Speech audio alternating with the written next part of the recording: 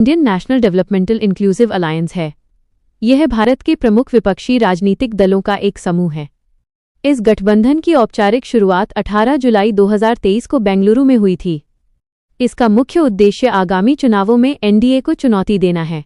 इसमें कांग्रेस, तृणमूल कांग्रेस, आम आदमी पार्टी, समाजवादी पार्टी, राजद और डीएमके जैसे कई दल शामिल हैं। ये दल संविधान और लोकतांत्रिक मूल्यों की रक्षा के नाम पर एकजुट हुए हैं। अलग अलग विचारधाराओं के बावजूद ये सभी दल भाजपा के विरोध में एक साझा रणनीति के साथ काम करने का प्रयास कर रहे हैं। यह गठबंधन की अब तक कई महत्वपूर्ण बैठकें हो चुकी हैं। इन बैठकों ने गठबंधन की नींव रखने और उसकी रणनीति तय करने में बड़ी भूमिका निभाई है। पहली बड़ी बैठक 23 जून 2023 को पटना में हुई थी। इसके बाद 17 और 18 जुलाई 2023 को बेंगलुरु में दूसरी बैठक आयोजित की गई। तीसरी बैठक 31 अगस्त और 1 सितंबर 2023 को मुंबई में हुई। इसके बाद की बैठकें 19 दिसंबर 2023 को दिल्ली में आयोजित की गईं। इन बैठकों के अलावा भी समन्वय समिति की कई अनौपचारिक चर्चाएं दिल्ली में हुई हैं। इन स्थानों पर आयोजित बैठकों का मुख्य उद्देश्य सीटों के बंटवारे और चुनावी प्रचार पर विचार करना था। इंडिया गठबंधन की बैठकें बुलाने के पीछे कई रणनीतिक उद्देश्य थे। सबसे प्रमुख कारण चुनावों में एनडीए सरकार को कड़ी चुनौती देने के लिए एक साझा मंच तैयार करना था। ये बैठकें मुख्य रूप से इन उद्देश्यों के लिए बुलाई गईं। पहली प्राथमिकता सीटों का सही बंटवारा तय करना था ताकि विपक्षी दलों के बीच वोट न बंटें। दूसरी महत्वपूर्ण वजह एक साझा न्यूनतम कार्यक्रम या कॉमन मिनिमम प्रोग्राम बनाना था। इसके अलावा भाजपा के खिलाफ एक प्रभावी चुनावी रणनीति और प्रचार की योजना पर चर्चा करना भी इनका लक्ष्य था। इन बैठकों के माध्यम से अलग अलग विचारधारा वाले दलों के बीच आपसी तालमेल और विश्वास को मजबूत करना भी जरूरी था। संविधान की रक्षा और लोकतांत्रिक ढांचे को बनाए रखने का मुद्दा भी इन चर्चाओं का मुख्य आधार रहा। इंडिया गठबंधन की बैठकों ने विपक्ष को एक नई दिशा दी है।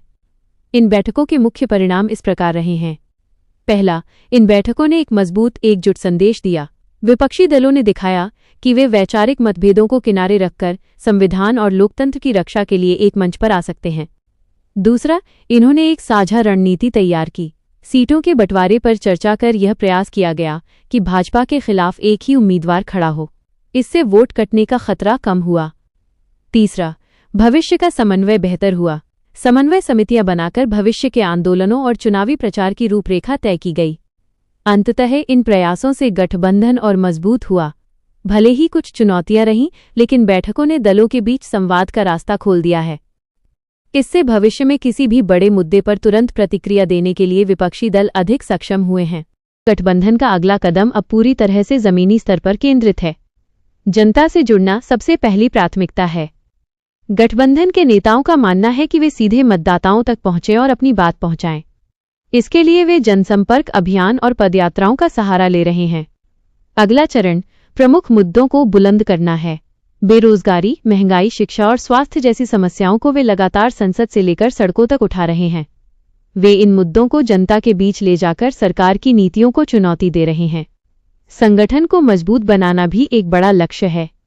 सभी दल अपने बूथ स्तर के कार्यकर्ताओं को सक्रिय कर रहे हैं ताकि चुनावी समय में जमीनी स्तर पर गठबंधन के पास मजबूत पकड़ रहे।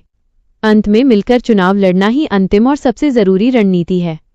विपक्षी दल राज्य स्तर पर सीटों के तालमेल को फाइनल कर रहे हैं ताकि वे एक संयुक्त विपक्ष के रूप में भाजपा के सामने खड़े हो सकें।